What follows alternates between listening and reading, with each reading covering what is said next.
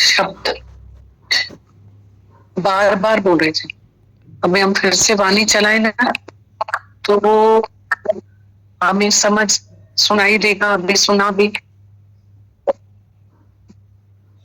2 words थे जिसको उन्होंने बार बार बोला। बार बार बार बार वही 2, एक मन और एक आत्मा। भगवान कितनी सुंदर बात कह रहे थे। सच है ये, बिल्कुल सच, कि हम लोग भगवान भगवान सारे दिन में भगवान भगवान हम कितना बोलते हैं। और हम मन मन कितना बोलते हैं। मतलब मन जो हमें आता है वो हमें पता ही नहीं है। गीता भगवान हमें दिखा रहे थे कि हम सारे दिन में भगवान भगवान। आज कितना बड़ा हमारे सर पे से उन्होंने बोझा ही उतार दिया। हम लोगों के अंदर में कितने मत चलते रहते, अनेक मत। जैसे बोल रहे थे ना, इस सृष्टि को देख करके तुम कहते हो सब आजकल झूठ है, सब ऐसा है, सब ऐसा है, सब ऐसा है। ऐसे बोलते ना बातें, सुन लोग तो सारा दिन यही तो करते रहते हैं। ये सब आजकल ऐसा हो गया है, आजकल ऐसा हो गया है।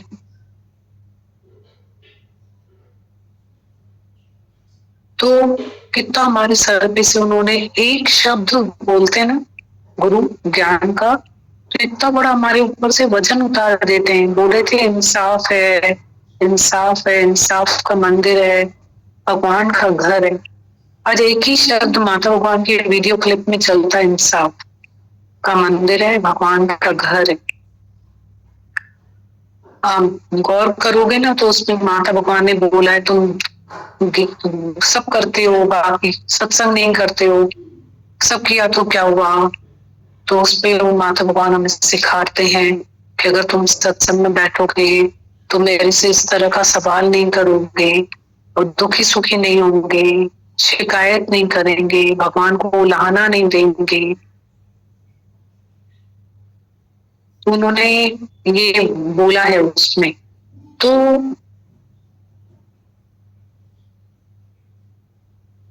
एक शब्द की कमाई है, इंसाफ का मंदिर है, भगवान का घर है।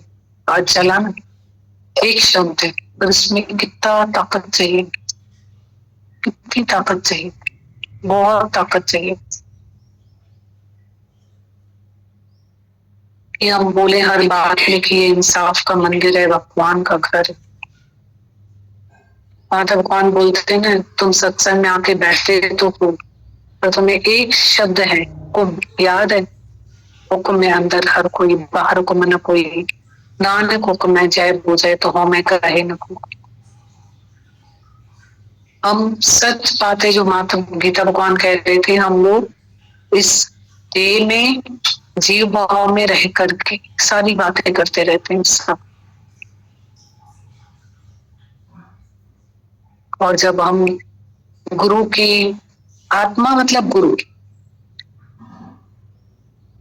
जब गुरु हमारे साथ निराकार की बातें करता है, आत्मा की बात करता है, तो हम अपने आप को जैसे चेंज करते जाते हैं। तो हमको लगता है कि हम धरती से ऊपर है, शरीर से ऊपर बात कर रहे हैं, अपने आप ही फील होगा। पर ये फील हो रहा था कि आज इतना समुंदर चला, सब तो गीता पूरी शास्त्र ही उन्होंने सुना दिया हमें, यही है गीता शास्त्र, इतना ही है बस, सब आ गया इसमें, सब कुछ आ गया। पर हम कितना ले पाएंगे। गीता भगवान बोलते हैं तुम्हारे सामने अभी भजन चलेंगे तो तुम्हें अच्छा लगेगा, दृष्टान चलेंगे तो अच्छा लगेगा, हल्का लगेगा, आपस में बातचीत करेंगे तो अच्छा लगेगा। पर वाणी चलती है तो हम कैसे भारी हो जाते हैं।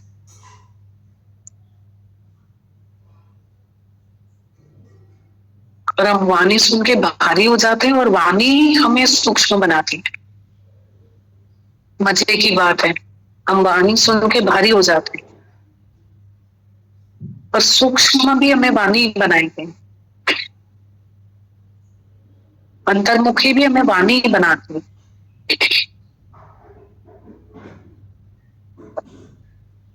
हम ले कितना पाएंगे, आज हमारे अंदर कितना गया होगा जो काम करेगा,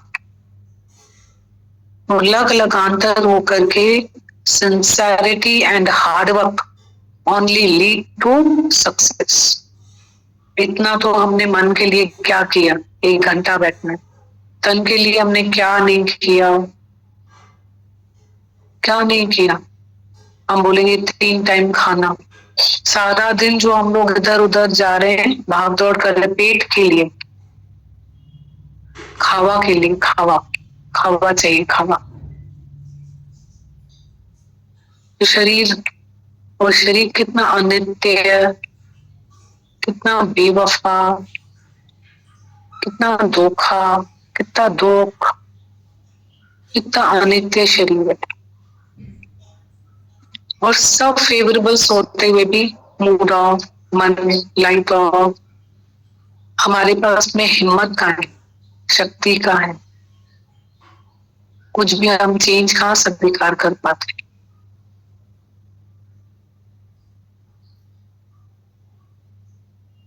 थोड़े से कितना हम लोग सुन भी लेते हैं, और कितना अप्रिशिएट कर लेंगे, किसी को भी समझा भी देंगे, समझ में भी आ जाता है, और समझा भी देते हैं हम किसी, और बात इतनी ऊंची समझ में भी आ जाती है, तो हमें लगता है कि जैसे पूरा ज्ञान आ गया। और जब परीक्षा होती है तो इतने कम नंबर मिलते हैं, लगता है नंबर ही कहाँ उड़ गए।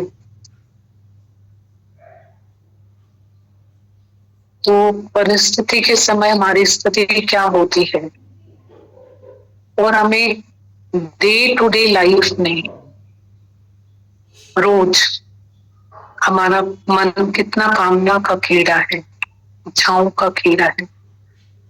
मनुष्य श्वासों से चलता है कि इच्छाओं से चलता है, पता नहीं। ये जो घोड़ा है, गाड़ी घोड़े से चलती है, 2 घोड़े होते हैं, ये तो पता है श्वासों से हम चलते हैं, पर मुझे तो लगता है ये घोड़ा इच्छाओं का हमें चला, इच्छाओं से हम चलते। इतनी इच्छाएं मनुष्य में, उनसे मनुष्य चलता रहता। जब हमारी इच्छा डिसॉल्व हो जाती है ना, when no desire, no disappoint, फिर हमारा मूड ऑफ भी नहीं होता है, मूड ऑफ लाइट ऑफ भी नहीं होता। बहुत अच्छा लग रहा था, गीता भगवान बम्बू करते रहते हैं। अभी बोला ना, सुबह के 6 बजे से शाम का 6 बजा है, तुमने भगवान कितनी बार बोला। आज का वचन बहुत इंपॉर्टेंट था, भगवान बोलो, भगवान बोलो। हमने दादा भगवान को, कितने हमारे दादा भगवान सिंपल है, और इतना सिंपल ज्ञान देते हैं। उन्होंने क्या लिखा, रेल में गया, वहां दिलशा टिकट देखी गई, किसी ने खड़ा कर दिया, भगवान देखा, किसी ने बिठाया, भगवान देखा, किताब पढ़ी, भगवान देखा। जैसे रेल में रहता हूँ वैसे घर में रहता हूँ, भगवान देखा, भगवान देख, भगवान, यही गीता भगवान सिखा रहे थे, भगवान बोलो, भगवान बोलो, भगवान बोलो। लाके हम वो भगवान भगवान बोलते हैं, भगवान भगवान भगवान भगवान। तो ये प्रैक्टिस बता रहे थे। बहुत शुक्राने, थोड़ा भी उनको भी समझ पाए, इतना उनका वचन है, थोड़ा भी हम समझ पाए, समझे, उनको थोड़ा भी समझ पाए, बहुत शुक्राने। ये आज कि बाथरूम में जाके, मतलब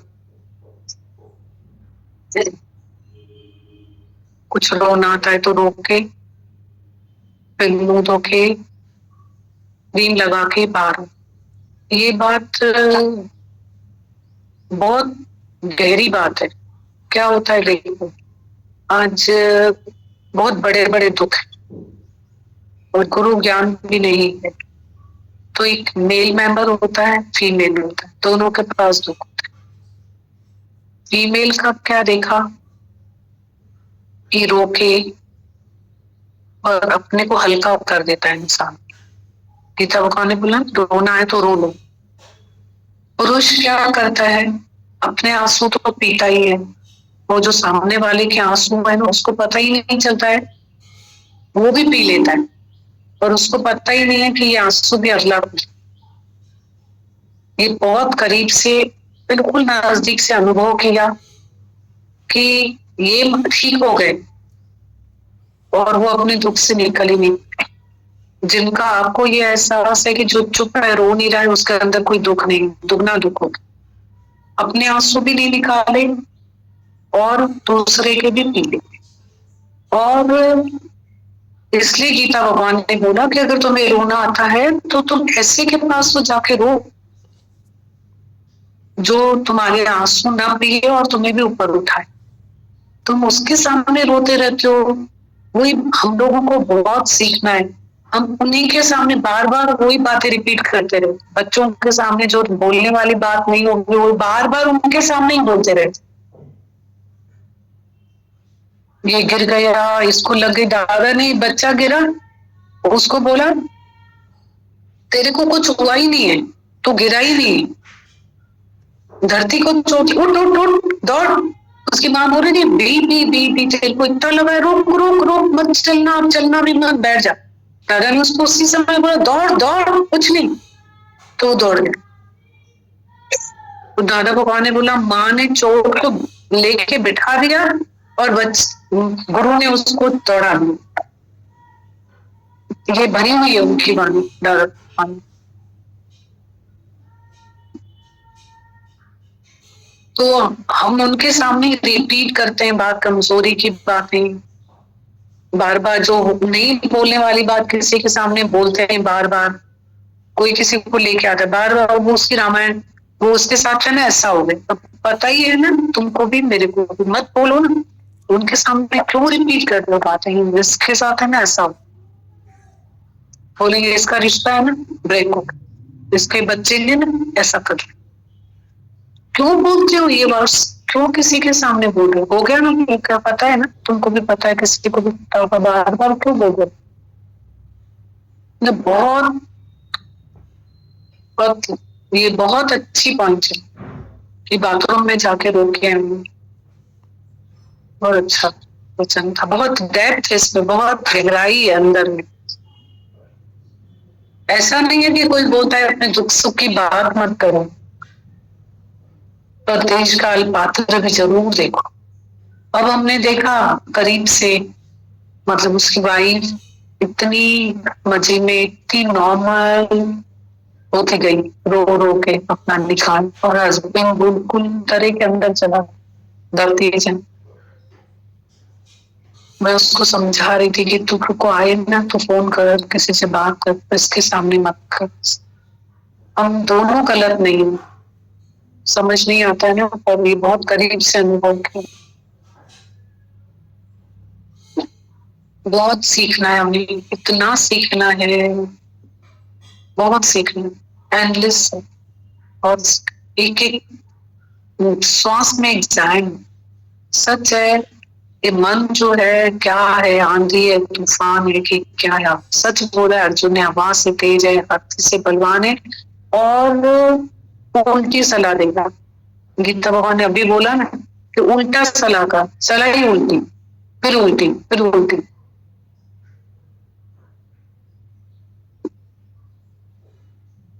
इस मन से तो बोला, मन की तो सुनो ही मन, गुरु की सुन के चलो, ऐसे बोल रहे थे ना गीता भगवान। शुक्राना। आज भजन तो गाए नहीं, मैंने ही तो गाया कि उसने गाया नहीं, उसने बोला मैं परम में प्रवेश कर गए। मतलब ये है ज्ञान, आज का ही ज्ञान, मैं ही तो हूँ, मैं ही तो हूँ। आपकी कुर्सी पे कोई बैठ जाए, बोलोगे मैं ही तो हूँ? हाँ, आपकी जगह पे कोई बैठ जाए, बोलोगे मैं ही तो हूँ? बोलोगे? नहीं, रॉन्ग। हाँ बोलो, हाँ बोलोगे तो ट्राई करोगे। क्या हुआ, हमको ज्ञान में पास होना है, बस। कोई भी बैठ जाए, क्या हुआ, इतना फ्लेक्सिबल होना चाहिए। पहले तो देखो, कोई बैठता नहीं है, सबको ठीक है, पर अगर कोई बैठ जाता है तो क्या हुआ, बैठे, उसको क्यों उठाए हम, बैठे हुए को क्यों उठाए, बैठ गया तो बैठ गया ना, बैठे ना, क्या है, बस हम भी अंदर ही रहना से क्या हुआ, कोई दिक्कत थोड़ी है। रोज बैठ जाए तो भी कोई दिक्कत नहीं, इतना बड़ा हॉल है, जगह तो है ही है ना, क्या हुआ। नहीं, ऐसा नहीं, गलत मानिए, ये रॉन्ग चल रहा है कुछ। सब चुप हो गए। हाँ, ऐसे ही बैठे, कभी भी हमारा तो मन नहीं चलता किसी भी बात, कभी भी नहीं चला। बस लगता था हमने अपने गुरु को क्या दिया है जो उसने मुझे ये जगह दी है, ये जगह, यहाँ बैठना वहां बैठना नहीं, ये तपस्वी धरती भी जगह मिल गई बहुत है। क्या दिया मैंने अपने गुरु को, क्या दिया, क्या दिया है बताओ सच में कि क्या दिया। अच्छा, आज तक गुरु ने लिया है कुछ, कुछ भी नहीं लिया, और हम रोज आके बैठते हैं। क्या लिया उसने हमसे, हिसाब भी नहीं लिया हो।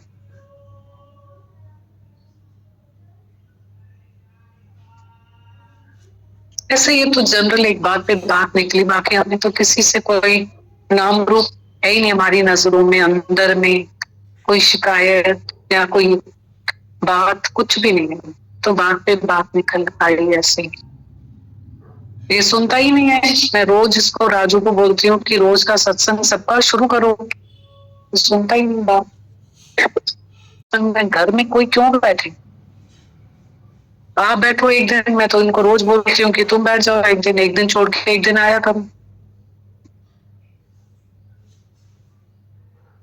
लगे हुए।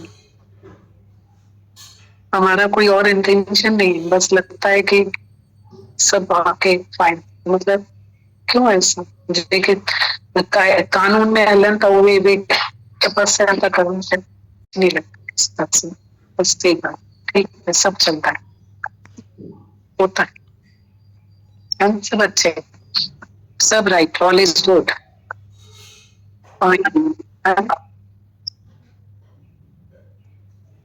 धीरे चलता रहता है यहाँ, उसमें 15-20 मिनट लग जाएंगे, तो आज वो नहीं पढ़ के सतगुरु सिख का हालत पलट संवारे, नानक सतगुरु सिख को जिए नाल समारे।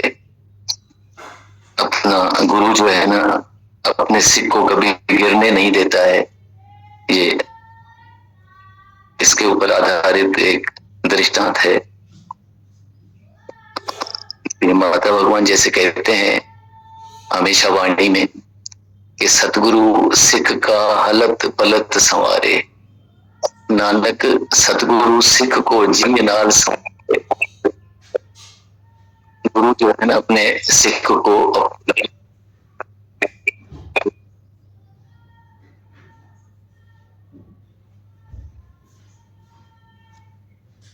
सिख को अपने हृदय के साथ लगा के रखता है, उसकी कदम कदम पर देखभाल करता है, यदि सिख में श्रद्धा हो तो। ये दीदी, पिशावर शहर में एक सिख और उसकी पत्नी रहते थे। गुरु गोविंद सिंह साहिब जी के श्रद्धालु और सिद्दकी सिखों में इनका शुमार होता था।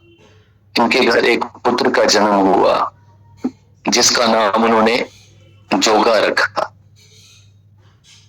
ये अपने पुत्र को साथ लेकर दोनों आनंदपुर साहब गुरु महाराज की सेवा में आ गए।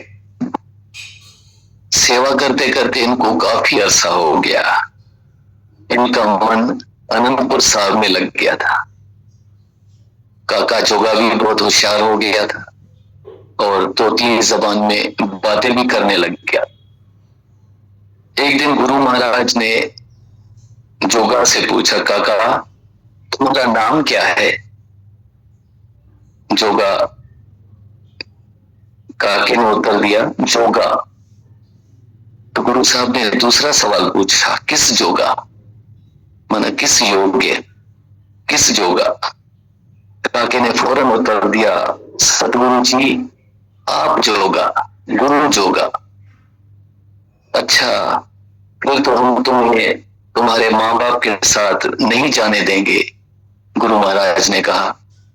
तो जोगा ने कहा, नहीं जाने देव जी, मैं यहीं आपके पास रहूंगा, सेवा करूंगा और खेलता भी रहूंगा। काके जोगे ने गुरु साहब से ऐसा कह दिया। ये सुनकर गुरु साहब बहुत ही खुश हुए, बहुत ही प्रसन्न हुए। श्रद्धालु सिख और सिखनी जो थे, उनको पेशावर से आए हुए काफी समय हो गया था। उन्होंने गुरु जी से वापस जाने की आज्ञा मांगी।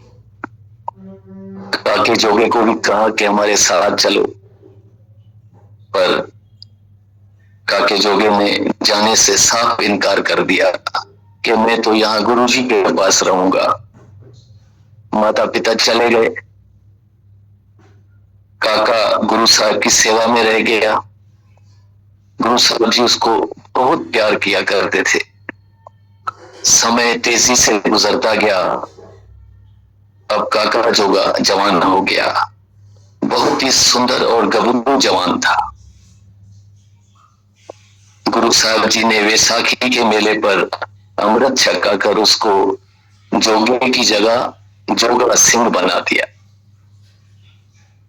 गुरु साहब की सेवा में रहकर जोगा सिंह घुड़सवारी और सभी तरह के हथियार चलाना सीख गया था और एक अच्छा सिपाही बन गया था। सब माँ बाप की इच्छा होती है कि उसके बेटे का विवाह समय अनुसार हो जाए। इसलिए जोगा सिंह के माता पिता ने सतगुरु जी को खत लिखा कि सच्चे बादशाह जी कृपा करके, दया करके अपने सिख जोगा सिंह को पेशावर भेज दो, इसका विवाह करना है। ये बहुत जल्दी आपके चरणों में वापस पहुंच जाएगा। खत पढ़ते ही सतगुरु जी ने जोगा सिंह को बुलाया और उसको माँ बाप का पैगाम सुनाया। पैगाम सुनकर जोगा सिंह को खुशी भी हुई और उदासी भी हुई। खुशी इस बात की हुई कि माँ बाप, रिश्तेदारों और दोस्तों से जाकर मिलेगा, और उदासी इसलिए हुई कि गुरु जी से दूर चला जाएगा। गुरु के दर्शनों के बिना उसको जीना मुश्किल लग रहा था, क्योंकि गुरु जी उससे बेपनाह प्यार किया करते थे। सतगुरु जी ने जोगा सिंह से कहा कि तुम जरूर जाओ, अपने माता पिता से मिलो, उनके अरमान पूरे करो, पर जिस समय भी तुम्हें हमारा हुक्मनामा मिले, तुम्हें हमारा पैगाम मिले, उसी समय तुम वापस लौट आना। चाहे उस समय तुम सो रहे हो, जाग रहे हो, रोटी खा रहे हो या भूखे बैठे हो, कोई भी काम तुम क्यों न कर रहे हो, उसको बीच में छोड़कर तुम वापस चले आना। सतवचन जोगा सिंह ने गुरु साहिबों से कहा और पेशावर के लिए रवाना हो गया। मां बाप से मिलकर बहुत खुश हुआ। अच्छी और सुशील लड़की देखकर मां बाप ने उसकी सगाई पहले ही कर दी थी और उसके आने से पहले शादी की तैयारियां भी सारी हो चुकी थी। थोड़े दिनों में अनंत कारज का समय आ गया। धूमधाम से दूल्हा वाले बारात लेकर लड़की वालों के यहाँ पहुंचे। सुबह सुबह ही लावा पड़ने का समय रखा गया। आसन बिछा के लाड़े लाड़ी को बिठाया गया। गुरु जस करने वाले रागियों ने कीर्तन किया, लावा पढ़नी शुरू की। पहली लावा पढ़ी गई, उसके बाद फिर दूसरी लावा पढ़नी शुरू की। अंतर बाहर हर प्रभु एको, मिल हर जन मंगल गाए।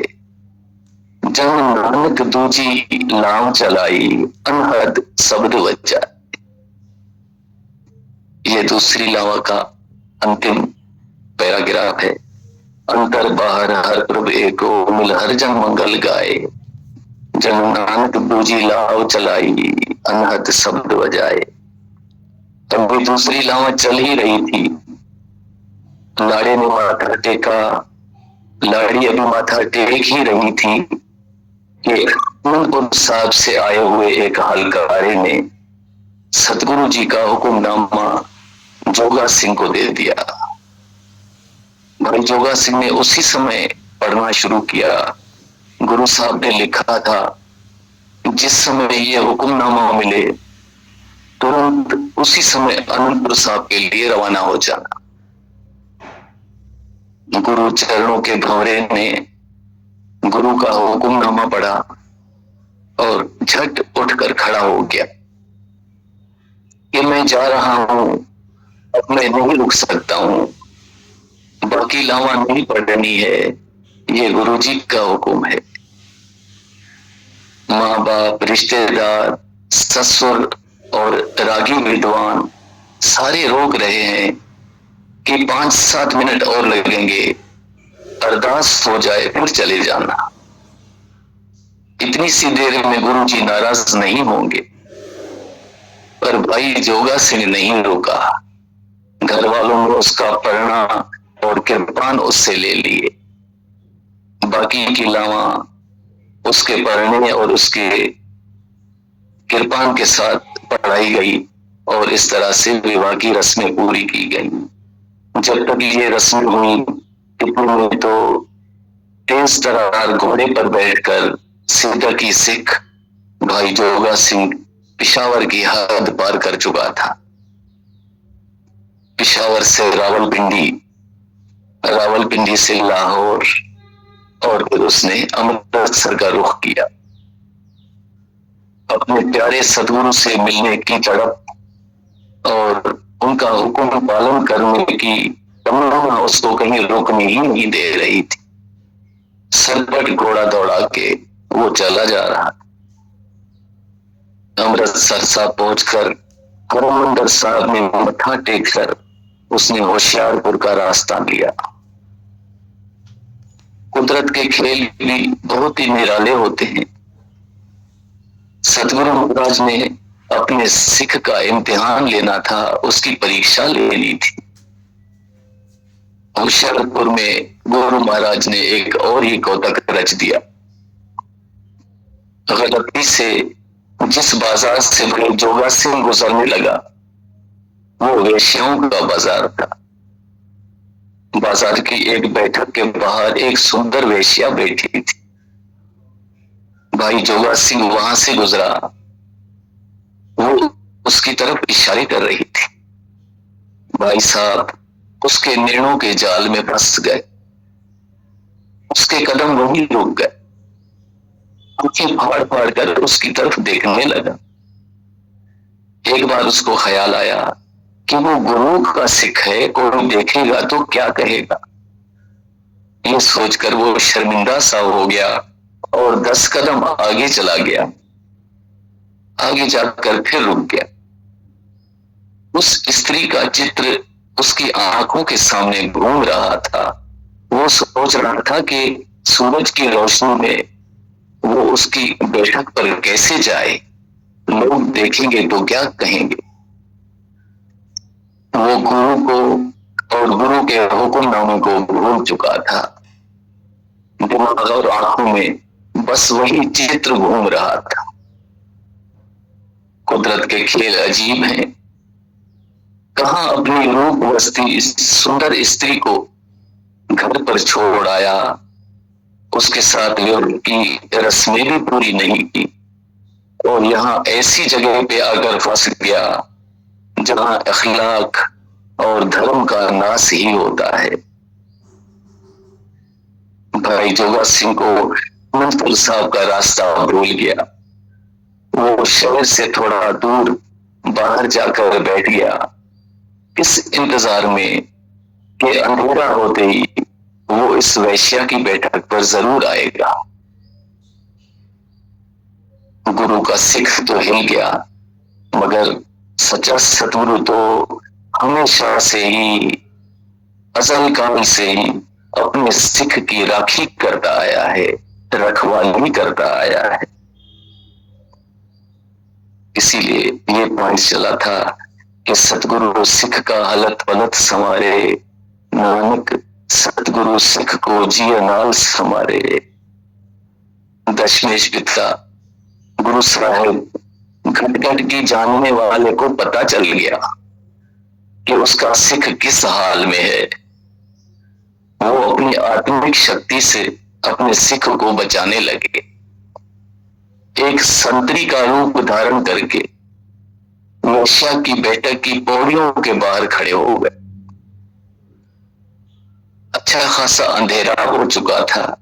जोगा सिंह पीछे मुड़ा और बैठक के नीचे आया। देखा पौड़ियों पर एक आदमी खड़ा है, उसके हाथ में एक डंडा है। दिखने में वो किसी अमीर आदमी का अर्दली लग रहा है। जोगा सिंह सीढ़ियां चढ़ने लगा तो उस आदमी ने आवाज लगाई, ओए कहां जाता है? तो रुक जा, ऊपर मत जा, ऊपर सेठ साहब गए हुए हैं। जोगा सिंह शर्मिंदा होकर परे हो गया और सेठ साहब के जाने का इंतजार करने लगा। कोई 2 घंटे के बाद वो वापस आया। फिर देखकर मायूस हो गया कि वो संतरी अभी तक वहीं खड़ा है। आगे आकर संतरी से पूछने लगा कि तुम्हारा सेठ अपने घर कब वापस जाएगा? मुझे क्या पता, संतरी ने कहा। मुझे तो हुक्म है कि किसी को ऊपर मत जाने देना, पर तू कौन है? संतरी ने पूछा। जोगा सिंह ने जवाब दिया, मैं कोई भी हूं, तुम्हें इससे क्या? संतरी ने डांट दिया, दौड़ जा यहां से, चला जा यहां से। देखते तो भले आदमी हो, पर कर्म कैसे करते हो? संतरी ने उसको डांट दिया। पर कान में अंधा इंसान डांट की या तानों की परवाह नहीं करता है। वापस दूर जाकर एक झाड़ के नीचे बैठ गया और पौड़ियों पर नजरें जमा कर बैठा कि कब सेठ साहब नीचे उतरते हैं। और ना तो ऊपर कोई सेठ था और ना किसी को उतारना था। वैसे तबीयत खराब होने के कारण सो गई थी और ये यहाँ इंतजार कर रहा था। इंतजार करते करते मुर्गे के बांग देने की आवाज सुनाई दी। सुबह हो रही थी। जोगा सिंह गुस्से से उठा, सोचा कि जबरदस्ती ऊपर चला जाएगा। वो जोश करके आगे बढ़ा। संतरी ने उसको बाजू से पकड़ लिया और क्रोध से बोला, तुम्हें शर्म नहीं आती? देखने में तो तुम कोई गुरु के सिख लग रहे हो, मगर सारी रात तुमने वेश्या के इंतजार में गुजार दी। क्या तुम कोई पाखंडी सिख हो? अमृत वेला भजन के लिए होता है या माड़े कर्मों के लिए? जा भाग जाओ, नहीं तो मैं इस डंडे से तुम्हारा सर फोड़ दूंगा। धिक्कार है तुम्हारे जीवन पर। यहाँ अपने फर्ज को भूल चुके जोगा सिंह को होश आ गया। उसकी नींद खुल गई। वो बहुत ही शर्मिंदा हुआ। उसे अपने गुरुजी का हुक्मनामा चेते आ गया। दिल हिल गया, हाथ पैर कांपने लग गए। अपने ऊपर उसको बहुत ही क्रोध आया। मैं पापी हूं, मैं नीच हूं, अपने गुरु से बेमुख हो गया हूं। धिक्कार है मेरे जीवन पर। ऐसी ऊंची ऊंची पुकारता हुआ नूरपुर साहिब की तरफ रवाना हो गया। रात भर का जागा था, पर नींद की भी परवाह नहीं की। सतलुज नदी के किनारे आकर थकान के मारे गिर पड़ा और बेसुध हो गया। अगले दिन भाई जोगा सिंह जब अनंतपुर साहब पहुंच गया, चेहरे पर उदासी थी, आंखों में आंसू थे, डर था कि गुरु जी क्या कहेंगे। अंतर्यामी सदगुरु तो सब कुछ जान गए होंगे, हो सकता है संतरी के रूप में गुरु महाराज खुद हो, वो अपने सिख को बचाने आए हों। ये सोचता सोचता डरता डरता दरबार में पहुंच गया। आगे सतगुरु साहब जी मौज में बैठे हुए थे। जोगा सिंह को देखकर मुस्कुराने लगे। सिख गुरु के चरणों में गिर पड़ा। उसकी आंखों के आंसू रुक नहीं रहे थे, लगातार बहे जा रहे थे। वो आंखें ऊंची नहीं कर पा रहा था। गुरु साहब के चरणों में सिर रखकर बस रोए जा रहा था, रोए जा रहा था। भाई जोगा सिंह, तुम कल क्यों नहीं पहुंचे? गुरु साहब ने से पूछ लिया, जोगा सिंह तुम रात कहाँ थे, कल क्यों नहीं पहुंचे? जोगा सिंह ने कहा, दाता आप तो घट घट के जानते हो, आप तो अंतर्यामी भगवान हो। मैं पापी बंदा, मैं भूल गया था, मुझसे गलती हो गई थी, पर आपकी मेहर का हाथ मेरे ऊपर था, पाप करने से बच गया। मुझे मेरे बुरे कर्मों के लिए क्षमा कर दीजिए। आपने मुझे नरक कुंड में गिरने से बचा लिया।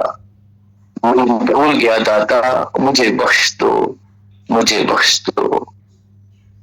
दया के सागर सतगुरु महाराज हंस पड़े और इस हंसी के साथ ही जोगा सिंह को निकाल कर दिया, उनको क्षमा कर दिया। सारी कहानी फिर बड़े दीवान में गुरु साहिबों ने सारी संगत को सुनाई और आखिर में कहा, दो लावा पढ़ने के बाद अपनी स्त्री की परवाह न करने वाला जोगा सिंह एक पर नारी के रूप को देखकर भूल गया। पर गुरु साहब ने कहा कि जीवन में इस तरह के कई गलत मोड़ आ जाते हैं, हर मोड़ पर सिख को बचना चाहिए। और सच्चा सिख वो है जो सिर्फ अपनी स्त्री के साथ प्यार करे। अच्छा इखलाक, अच्छा कैरेक्टर ये सुनहरी जीवन की निशानी है। ये गुरु साहिबों ने संगत को समझाया।